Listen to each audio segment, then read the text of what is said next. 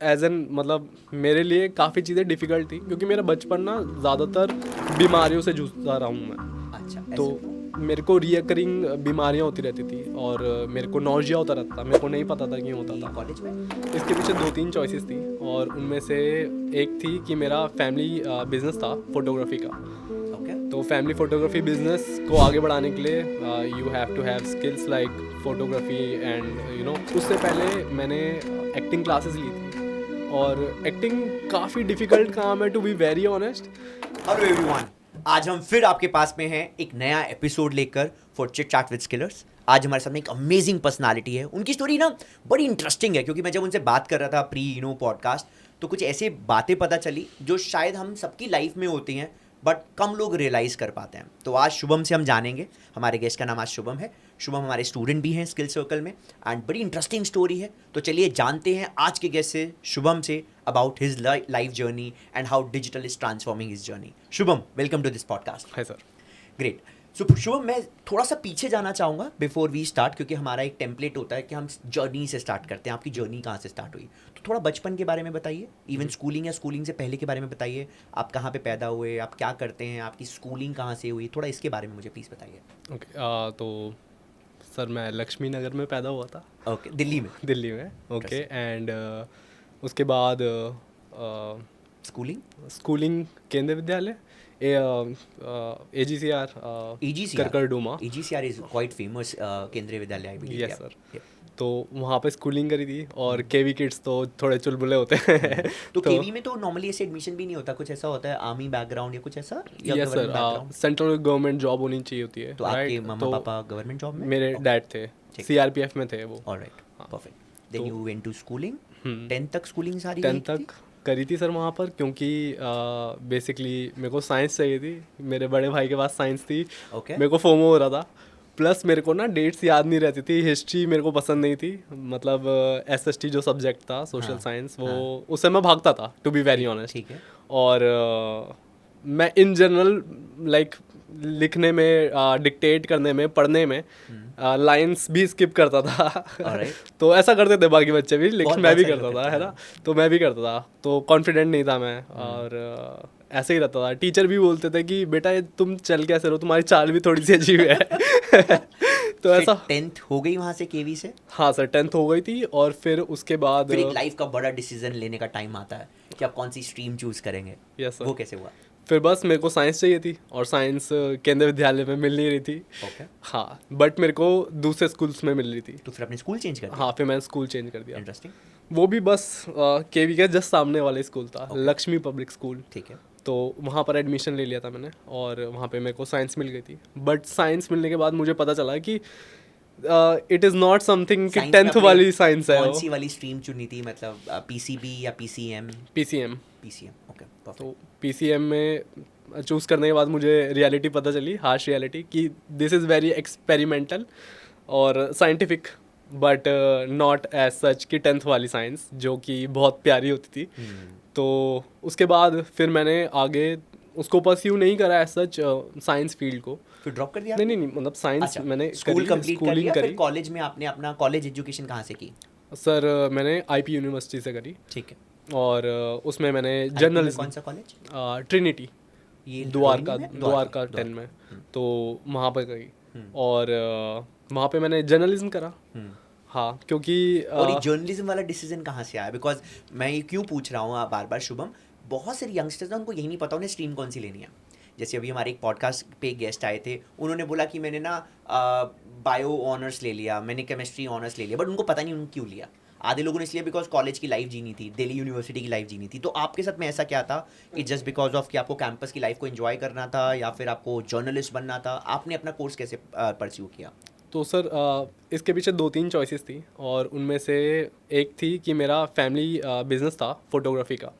Okay. तो family photography business को आगे बढ़ाने के लिए you have to have skills like photography and additional skills journalism interesting. में और मास मीडिया में जो सारे सब्जेक्ट्स पढ़ाए जाते हैं वो थे। तो एक वो था। दूसरी चीज़, मुझे ज़्यादा कठिन काम नहीं करना था, मुझे थोड़ी सी आसान पढ़ाई चाहिए थी एज़ कम्पेरेटिव, क्योंकि ऐसा भी होता था टू बी वेरी फ्रैंक कि मैं ज़्यादा, मतलब जैसे मैंने रियलिटी देख ली थी 11th 12th की, और मुझे ऐसा लगा था कि थोड़ी सी ना ईजी होनी चाहिए पढ़ाई, कि मैं पढ़ लूँ और मैं आराम से निकाल लूँ और खेल कूद भी कर लूँ अपने सारे। ठीक है। तो उस हिसाब से मैंने चूज़ करा था। ठीक है। तो जब आपने अपना जर्नलिज्म किया तो कॉलेज में मस्ती की, सब बढ़िया किया? सर बिकॉज कॉलेज की लाइफ बहुत सारे लोग एंजॉय करते हैं, तो आईपी की लाइफ कैसी होती है? सर बढ़िया होती है। हम कॉम्पिटिशन्स में भी जाते थे, तो बेसिकली मैंने स्टेज प्ले लिया था। आपने सोसाइटीज ज्वाइन की थी? यस। कौन सी? स्टेज प्ले था, उसका नाम था स्टोरी टेलर्स। ओके। हाँ, तो वो ज्वाइन करा था। उससे पहले मैंने एक्टिंग क्लासेस ली थी, और एक्टिंग मैंने सीखी थी एक इंस्टीट्यूट से, और लाइव वायर्स इंस्टीट्यूट था वो, तो वहाँ से मैंने सीखी थी। और एक्टिंग काफ़ी डिफ़िकल्ट काम है, टू बी वेरी ऑनेस्ट, क्योंकि मैं एक बारी मेट्रो में जा रहा था और वहाँ पर एक अंकल मेरे साइड में बैठे हुए थे, एंड ही वाज लाइक कि मेरा लड़का गेम खेलता रहता है, क्रिकेट खेलता रहता है, और ये एक्टर्स तो इनका कुछ काम नहीं होता। मैं उसको कहता हूँ पढ़ ले। एंड एट दैट टाइम मैं 3 घंटे सिर्फ अपने डिक्शन पे काम करता था, पढ़ता था। उसमें रीडिंग्स होती थी, there are different types of readings. It's और very tough to be a actor, वहाँ तक पहुँचना, बिकॉज बहुत ज़्यादा स्ट्रगल है उस पीरियड में, राइट? सर बहुत ज़्यादा स्ट्रगल्स है। नेटवर्क अगर आपका अच्छा है और चीज़ें काफ़ी सरल हो सकती हैं फिर, बट एज एन मतलब मेरे लिए काफ़ी चीज़ें डिफ़िकल्ट थी, क्योंकि मेरा बचपन ना ज़्यादातर बीमारियों से जूझता रहा हूँ मैं। अच्छा, ऐसा तो क्यों? मेरे को रिकरिंग बीमारियाँ होती रहती थी, और मेरे को नौजिया होता रहता था। मेरे को नहीं पता था क्यों होता ये था। कॉलेज में?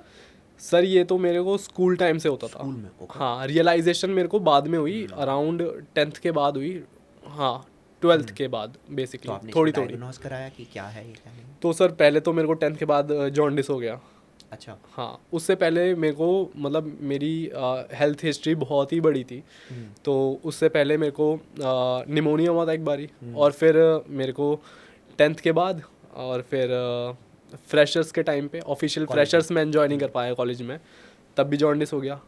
फिर उसके बाद third time I was feeling like that only कि मेरे को हो जाएगा मे बी, और ये रियलाइजेशन हुई मेरे को मुंबई में। ओके। तो मुंबई में आप किस काम से गए थे? मेरे भाई का एग्ज़ाम था Okay. जर्मन लैंग्वेज का, तो उसके साथ गया था मैं। हम्म। तो मैं पहली बार मुंबई देख रहा था, और फिर हमें भूख लग रही थी दिन में, हम घूम रहे थे, तो उसने और मैंने बनानास खरीदे और अमूल की थैली ली, ठीक है, दूध की, और हम पीते थे बचपन से बढ़िया से। मैं बहुत ज़्यादा डेयरी कंज्यूम करता था, और हमारा दिन का मतलब रोज़ मेरे सारे दोस्त स्कूल टाइम के मेरे को कहते थे कि यार तू तो रोज़ पनीर लाता है, और रोज़ पनीर खाते थे मेरा, ठीक है। ओके। और मेरा दोपहर में भी मैं घर पे आने के बाद मैं कर्ड ज़रूर खाता था, मीठी कर्ड। ओके। मतलब डेयरी मेरा बहुत तो कंज्यूम था। आपके डेली रिजीम में आपको डेयरी प्रोडक्ट्स बहुत कंज्यूम करते थे? हाँ, डेयरी में कंज्यूम करता, हम वेजिटेरियन थे। नॉर्मली नॉर्थ इंडियंस करते हैं, हम दूध पीते हैं, छाछ पीते हैं, बट व्हाट हैपेंड मुंबई में? फिर क्या हुआ? तो मुझे रियलाइज़ हुआ कि मैंने दूध पिया जैसे ही, और मेरा पेट जलने लगा, मेरे को ऐसा सेंसेशन होने लगी, बर्निंग सेंसेशन, और मेरे को नौजिया किक इन होने लग गया, बार बार मेरे को नौजिया होता जा रहा था। और फिर वहाँ से ना मुझे रियलाइज़ हुआ कि ये दिक्कत है मुझे, और ये दिक्कत मेरे को काफ़ी टाइम से है। तो यू डायग्नोज योरसेल्फ कि आपको लैक्टोज इंटॉलरेंसी है? हाँ सर। ओके। और ये बहुत सारे लोगों को है, मैं आपको बताऊंगा शुभम। इनफैक्ट ये बहुत नॉर्मल सा लग रहा है, अरे ये क्या है, but it's actually a big problem. बहुत सारे लोगों को लैक्टोज, ग्लूटेन से प्रॉब्लम होती है। They can't consume bread, they can't consume milk, they can't consume dairy products, और ये उनकी हेल्थ पे बहुत ज़्यादा बुरा इफेक्ट भी डालते हैं, राइट? Yes sir. तो उसके बाद में आप फिर वेगन हो गए? Yes sir. तो बेसिकली या डेयरी ही थी मेरे पास वेजिटेरियन बनने के लिए, और हम एक्सरसाइज करते थे मेरा भाई और मैं, और मेरे को प्रोटीन इनटेक, जो कि बहुत ज़्यादा ऐसा है कि protein is everything, but it is not actually, ठीक है। सब लोग ये कहते हैं आज की डेट में भी कि प्रोटीन एक ऐसी चीज़ है कि आप खाओ खाओ आपकी हड्डियाँ वीक हो जाएंगी, मसल्स वीक हो जाएंगी, ऐसा नहीं है। ओके। ठीक है, प्रोटीन होना चाहिए, ये ऐसा नहीं है नहीं होना चाहिए, और नेचुरल डाइट से मिलता है हमें प्रोटीन, बट अच्छी डाइट होनी चाहिए। ये नहीं कि सिर्फ डेयरी बेस्ड हो और ग्लूटन बेस्ड हो और सोया बेस्ड हो। तो वहाँ पर मुझे पता चला, और फिर मैं दवाइयाँ लेता रहता था, और दवाइयाँ फिर वहाँ से आने के बाद जब मुझे हो गया रियलाइज़ कि अब भाई, right, then I turn vegan. और वीगन बनने के बाद भी ये मिथ होता है कि भाई वीक हो जाओगे, पतले से हो जाओगे, हड्डियाँ बाहर निकल आएंगी। आई यूज टू डेडलिफ्ट 135 kg, ठीक है, डेडलिफ्ट उठाता था मैं 135 किलो की। मेरे जिम में बस एक ट्रेनर और एक दो लोग और थे जो इतनी उठाते थे, इससे ज़्यादा उठाते थे, और मैं था जो इतना उठा लेता था 1 रैप मैक्स। और हम ऐसे मतलब अच्छा खासा था, और मेरी arm size was around like 15.5 inches at that time, तो इतना था। और मतलब मिथ है कि पतले से होते हैं वीगन्स, ठीक है। It's so about. If I talk about Shubham, वहाँ से फिर आपकी जर्नी, आपका करियर फिर कैसे ग्रो हुआ जब आपने हेल्थ इश्यूज़ को आइडेंटिफाई किया? I am glad you fix it. बहुत से लोग तो फिक्स नहीं कर पाते काफ़ी टाइम तक, बट आपने फिक्स भी कर लिया। Then how do you actually pursued your career? जो मास कॉम में आप गए, आपको नहीं बहुत ज़्यादा सफलता मिली आपके एक्टिंग करियर को लेकर, then what you did next? उसके बाद में क्या किया? उसके बाद सर मैंने मार्शल आर्ट्स को एक्सप्लोर करा। मेरे को मार्शल आर्ट्स सीखनी थी, ओके। और मैंने तो ये आइडियाज़ कहाँ से आ रहे थे कि भाई एक्टर बन जाते हैं, चलो मार्शल आर्ट सीख लेते हैं, चलो ये कर लेते हैं? मतलब ये ऐसी कुछ ट्राई कर रहे थे या फिर someone was actually guiding you कि भाई ये कर ले, ये कर ले? Sir to be very honest ये काफ़ी फनी आंसर हो सकता है इसका, हाँ, हाँ। बट हर लड़का ना अपने आप को एज अ बैटमैन देखता है ओके। ठीक है, तो वो चाहता है कि उसके पास ऐसे गैजेट्स हों, ऐसे स्किल्स हों कि वो सरवाइव कर जाए और एक यूनिक पर्सनैलिटी बन के बाहर आए। And this is one of the reason रात के 1 बजे कोई लोग डिस्कवरी पे देख रहे होते हैं कि अमेजोन के जंगल में कैसे सर्वाइव करें। एग्जैक्टली। एंड वो एपिसोड पे सबसे ज़्यादा व्यूज़ आते हैं, जबकि अमेजोन के जंगल में शायद बहुत कम लोग जाते हैं, राइट? बट एनीवे, आपने मार्शल आर्ट्स किया और आपने इसे एज ए इंटरेस्ट सीखा और इसको या करियर परस्यू करने के लिए सोचा? सर मैंने इंटरेस्ट के हिसाब से स्टार्ट करा था, and then it turn into a career decision. Okay. And then in 2021 मेरे को मौका मिला एनएसजी को ट्रेन करने का, national security guards, Mumbai Powai. Wow. तो मैंने उनको ट्रेनिंग दी थी for a week, and it was a UAC unarmed combat training. और फिलिपिनो मार्शल आर्ट सीखा था मैंने। तो Filipino martial arts is based on weapon system. Interesting. तो उनका ड्यूटी ओरिएंटेड सिस्टम ही था। उनको खाली हाथों की लड़ाई आनी चाहिए, बट उनके पास मेनली वेपन्स रहते हैं, है ना, MP5, handgun and a tertiary knife. Okay. तो ये रहता है उनके बीपीजे में, ठीक है। तो ये था। तो आप हमारे देश के एनएसजी कमांडो को ट्रेनिंग दे चुके हैं? मैंने दी है फॉर अ वीक, उनको दी है। उसके अलावा फॉर अ मंथ मैंने ट्रेनिंग दी है STF को, स्पेशल टास्क फोर्स को। किस एज में दी थी ये? सर आपकी ये एज क्या थी उस टाइम पे? तीन साल पहले 25। Not bad. मुझे लगता है 25 साल की एज में अगर आप ट्रेन कर रहे हैं, बड़ा इंटरेस्टिंग अपने आप में एज नंबर है। And what you doing currently? उसके बाद में फिर आपने कैसे अपना करियर में चेंज किया या फिर आपने अपग्रेड किया? उसके बाद में क्या किया फिर? ओके सर, तो उसके बाद कोविड आ गया। ओ। कोविड के बाद मार्शल आर्ट्स, मुझे ऐसा लगता है कि आपको एक पर्सनल टच चाहिए, ठीक है, सेंसिटिविटी पता चलती है कि ओके कितना दर्द हो रहा है, क्या हो सकता है, क्या नहीं हो सकता। उसके लिए आपको एक पर्सनल ट्रेनिंग चाहिए, एक पर्सनल स्पेस में, ठीक है। और ऑनलाइन ये नहीं हो सकता था। एंड कोविड के टाइम पे सोशल डिस्टेंसिंग ही थी, तो ऑनलाइन मैंने बहुत कुछ करा। और but I tried drop shipping, print on demand. Okay. तो अपैरल का बिजनेस करा मैंने, और टी शर्ट्स टी शर्ट्स यही था उस समय ज़्यादा। स्टार्ट ड्रॉप शिपिंग में, मतलब प्रिंट ऑन डिमांड में आप टी शर्ट से ही स्टार्ट करते हो, right? And failed miserably, lost a lot of money ठीक है। पेरेंट्स के क्रेडिट कार्ड से Alright. कितना पैसा लॉस किया होगा अगर बताना चाहें आप? सर उस समय तो मेरे हिसाब से जब कुछ नहीं था, तो भी रोज़ का मेरे हिसाब से एक एज अ स्टार्टर मैं 500 रुपये लगाता था पर डे के हिसाब से एड्स रन करने में, और रिजल्ट नहीं आते थे। और मेरी इतनी समझ नहीं थी। क्योंकि आपने एक बिजनेस स्टार्ट कर दिया बिना समझे, बिना उसके बारे में जाने, बट सिंस आपको पता चला ये इंडस्ट्री अच्छी है और आपने एकदम से स्टार्ट करके एड्स रन करनी स्टार्ट कर दी। Yes sir. तो क्या आपको एड चलानी आती थी ये सब करने से मैंने पहले? मैंने सीखा था। ठीक है, खुद से सीखा था? हाँ सर, सीखा था। और मतलब मैं चलाता था, बस रिजल्ट नहीं आ रहे थे, और इसकी वजह से वो आई फेल्ड एट इट। तो फिर उसके बाद में क्या किया? उसके बाद सर उसके बाद जब कोविड ख़त्म हो गया, तो कोविड के टाइम पे मतलब फैमिली थोड़ी सी उथल पुथल हो गई थी, और उसकी वजह से काफ़ी टाइम लगा हमें चीज़ें सेट करने में, ठीक होने में, और काफ़ी मुश्किल टाइम था वो। फिर उसके बाद मैंने फिर से 1-2 प्रोजेक्ट्स पकड़े। मैंने SFTS को ट्रेन करा मार्शल आर्ट्स में, स्पेशल फोर्सेस ट्रेनिंग स्कूल, और वहाँ पे ट्रेनिंग दी। और उसके बाद फिर मैंने फिर मेरा मन था कंटेंट क्रिएट करने का। और और ये आपको कब रियलाइज हुआ कि content creation should be the thing? क्योंकि आपने बहुत सारे लोगों से, इतनी सारी नेटवर्किंग, इतने सारे लोगों से मिले, तो तब आपको पता चला कंटेंट क्रिएशन के बारे में? और एनी स्पेसिफिक मोमेंट जब आपको हिट हुआ हो यार कंटेंट क्रिएशन में जाना है? सर मेरे को मतलब मैंने काफ़ी लोगों को देखा और मुझे अच्छा लग रहा था, बूम पे भी था, अभी भी है। और बस ये था, प्लस मेरे को ना पैसे कमाने का मन था बहुत ज़्यादा, और एक डायरेक्शन नहीं थी तब भी। मैं काफ़ी स्कैटर्ड रहता था because of allergies, health issues की वजह से, जो कि धीरे धीरे करके मेरी ठीक हो गई। नाउ तो I am very much okay now health wise, touch wood. तो बट हाँ, तो इस वजह से मैंने कंटेंट क्रिएट करना शुरू करा, और मुझे रियलाइजेशन हुआ, मेरे को पता चला स्किल सर्कल के बारे में। वो मुझे तब पता चला क्योंकि मैं कोडिंग सीख रहा था सेल्फ टॉट वेबडी में, और मेरा मन कर रहा था, तो मेरा जो फैमिली बिजनेस है वहाँ पे दोपहर में जाकर मैं सेल्फ टॉट सीखता था यूट्यूब से देख के कोडिंग, और जावा स्क्रिप्ट, CSS मैंने सीखी, HTML सीखी, और उसके कुछ कुछ प्रोजेक्ट्स भी बनाने होते हैं, वो भी बनाए गिटहब और रेपलेट पे।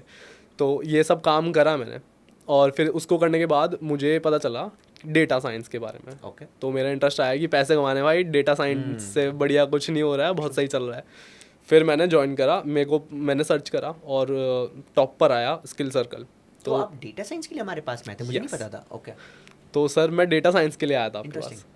फिर वहाँ पर ना डेटा साइंस की क्लास हो रही थी, और मैं क्लास में अच्छा कर रहा था, बट सून आई रियलाइज कि ना आई एम नॉट अ गाय जो बैकएंड पे काम करे।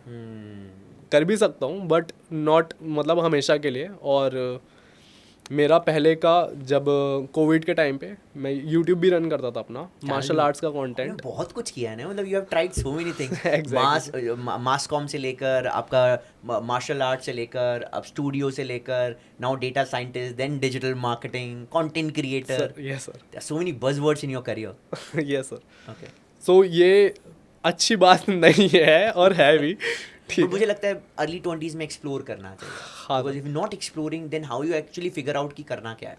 Exactly sir. हाँ, वो कहते हैं ना, एक कहावत है कि भटके तो वो हैं जो घर से निकले नहीं, है ना। मंजिल तो मिल जाएगी भटकते ही सही, भटके तो वो हैं जो घर से निकले नहीं। तो घर से निकलना बहुत ज़रूरी है, तभी शायद मंजिल मिल पाएगी। आई एम सो ग्लैड कि आपने फिगर आउट किया। तो फिगर आउट करने के बाद में जब आपको लगा data science is not something जहाँ पे आप शायद जाना चाहते हैं, तो फिर डिजिटल मार्केटिंग की क्लासेस आपने स्टार्ट की? Yes sir. क्या कौन ट्रेनर थे उस टाइम पे? हर्ष सर थे। हर्ष सर, वो सीपी में शायद कनाट प्लेस वाली ब्रांच, सीपी वाली ब्रांच। तो क्या क्या सीखा आपने उनकी गाइडेंस में? सर वेबसाइट क्रिएशन बेसिकली, पहले तो नीश होनी चाहिए, और डिजिटल मार्केटिंग से जो मेन चीज़ मैंने सीखी है वो नीश होनी चाहिए।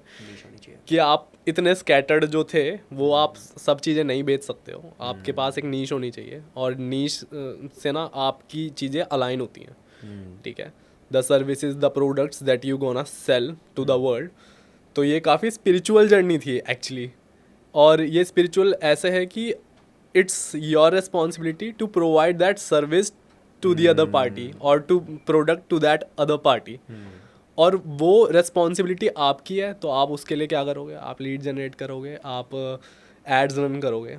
तो आपने डिजिटल मार्केटिंग सीख करके अपने बिजनेस पे फिर इम्प्लीमेंट किया? Yes sir. क्या क्या चीज़ें आपने बिजनेस में इम्प्लीमेंट की? तो सर बिजनेस पे वेबसाइट बनाई पहले। वेबसाइट फोटोग्राफी का था, उस पर गूगल साइट हमारी बनी हुई थी पहले। हाँ। और गूगल माई बिजनेस जो होता है, हाँ, वो बना हुआ था। हाँ। बट वेबसाइट नहीं बनी हुई थी। कितने रिव्यूज़ आपके पेज पर, GMB पर? अभी फ़िलहाल कम है, बट हमारी ब्रांच बाहर भी है, तो उस पर भी हैं, और 5 स्टार है। GMB से फ़ायदा होता है सर? गूगल रिव्यू से फ़ायदा होता है। ओके। कॉल्स आते हैं आपको? सर आते हैं।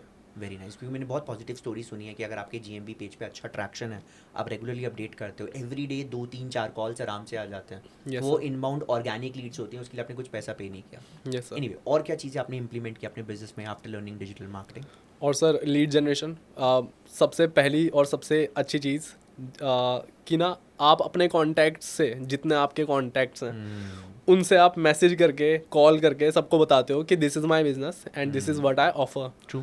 And if you have someone in your life जो जिसको इन चीज़ों की नीड हो, तो प्लीज़ फील फ्री टू बहुत शेयर सारे देम. जैसे कॉन्टैक्ट्स होते हैं, जैसे मैंने बहुत सारे आज भी देखता हूँ, बहुत सारे शॉपकीपर्स हैं, वो अपने डेटा को बहुत ज़्यादा सीरियसली लेते नहीं हैं. एंड दिन में 100 कस्टमर आते हैं, महीने के 3,000 आते हैं, साल के लेट से 20,000 आते हैं. They never take a number as well. Yes sir. तो आप अपने सारे कस्टमर्स के नंबर्स भी लेते हैं सर और डेटा प्रॉपर हम ईमेल एड्रेस, नेम, नंबर, ये 3 चीज़ें तो होती ही होती हैं. कुछ मार्केटिंग एक्टिविटीज़ करते हैं. इस पे सर ईमेल्स और व्हाट्सएप. ओके. व्हाट्सएप क्योंकि बेसिकली हमारा ना इजी भी हो जाता है फोटोग्राफी के लिए, बिकॉज लोगों को सॉफ्ट कॉपी चाहिए होती है ना, मेल के थ्रू. हम उनसे डायरेक्ट भी ऐसे मतलब मेल तो वो खुद ही डायरेक्ट देते हैं कि इस पे भेज दो आप, ठीक है, या व्हाट्सएप पे भेज दो, तो वहाँ से हमें डेटा मिल जाता है उनका. तो ये इजी वे है रेदर देन कि उनसे पूछो कि आप अपना ईमेल बता दो. तो अगर आप किसी बिजनेसमैन या बडिंग एंटरप्रेन्योर को आप सजेस्ट करना चाहो, कुछ एडवाइस देना चाहो कि वो डिजिटल को कैसे लिवरेज कर सकते हैं, बिकॉज आपने भी किया अपने बिजनेस के लिए, वो कैसे सही तरीके से कर सकता है? सर मेन चीज़ तो यही है शुरुआत से कि आपको ना जैसे वेबसाइट तो होनी चाहिए, ठीक है, चाहे गूगल साइट हो चाहे वर्डप्रेस की हो, होनी ज़रूर चाहिए. इट्स जस्ट लाइक आपकी दुकान डिजिटली, ठीक है, ऑनलाइन दुकान, ठीक है. और उसके साथ आपको बहुत फ्रेंडली होना चाहिए और आपको केयर करनी चाहिए, ठीक है. जब आप कस्टमर को बहुत बड़ा फॉर्मल मत दिखाओ, थोड़ा सा कस्टमाइज दिखाओ, उसको पर्सनलाइज फील कराओ. यस मतलब अगर आप केयर करते हो अपनी बिजनेस की, अपने आप की और अपने कस्टमर की, तो सर्विसेज भी अच्छी होती हैं. और आप ज़रूरी नहीं है आप सिर्फ सेल करोगे. आप अगर कस्टमर मिला है आपसे, कभी क्लाइंट मिला है और उसने बोला है कि मेरे को ओके दिक्कत हो गई है, ये हुआ है, वो, नेक्स्ट टाइम जब वो मिलेगा आप उसे पूछोगे कि भाई सब ठीक है, पिछली बार ये दिक्कत हुई थी, आर यू ओके नाउ. तो they feel like they are being heard और वो जेन्युइनली आपसे बात करेंगे. मैं यहाँ पे एक पॉइंट ऐड करूँगा. मैंने शुभम एक इन्वेस्टर से एक बात बड़ी अच्छी सीखी थी. तो मैं किसी नेटवर्किंग इवेंट में किसी इन्वेस्टर से मिला एंड मेरे साथ में एक फाउंडर था जो ऑलरेडी $1 बिलियन कंपनी बना चुका है. तो बहुत सारे मैं बच्चे नई न्यू बीज को देख रहा था कि वो इन्वेस्टर के पीछे ना नंबर ले रहे थे. सर नंबर दे दो, फंडिंग चाहिए सर, नंबर दे दो. It is a very common in fund raising events in Delhi. कभी अगर आप दिल्ली में आओ तो ऐसा फंड रेजिंग जितनी भी स्टार्टअप इवेंट्स होती हैं यहाँ पे कॉमन सीन होता है कि इन्वेस्टर के पीछे लेके जाते हैं, उसका कार्ड मांगते हैं.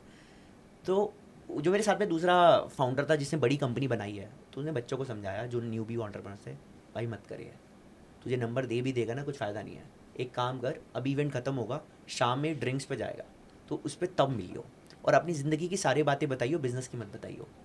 तो ऐसे इनफॉर्मल उसने बोला और लिटरली उसने ऐसा किया कि इनफॉर्मल बातें की, गोल्फ के ऊपर में बात की, आप क्या स्पोर्ट्स में हो, किस कॉलेज से थे, IIT में कौन से हॉस्टल में थे, सारी ऐसी बातें की. And get what, investor just made a conversation.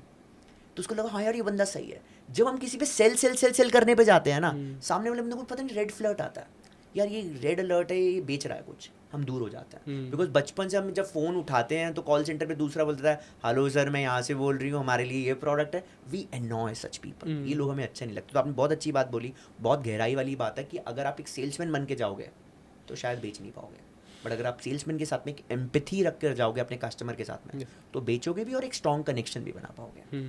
Very good answer. So Shubham, आप अभी जर्नी के थ्रू बहुत सारी चीज़ें कर रहे हैं. कोई और चीज़ जो आप शेयर करना चाहें जो अपनी जर्नी में भी आपने किया? मैंने सुना आपने कोई बुक भी शायद लिखी है. Yes sir. So this is the book starting out better. Okay, this copy is for you sir. Thank you so much. Great. So ये बुक किस बारे में है, आप थोड़ा बताना चाहिए? This book is about if you are starting out your journey with health, wealth and relationship, so this is about that. Okay. So technically this book is not just about getting successful in career, it's more about more holistic approach of living a life as well. Yes sir. Very interesting Shubham. Thank you so much Shubham, बहुत अच्छा लगा आपसे मिलकर. I am so glad आपने digital marketing को सही तरीके से लिवरेज किया. आई एम श्योर आने वाले टाइम में आप और करोगे. Thank you for being on the show and I wish you all the best for your success. Thank you sir.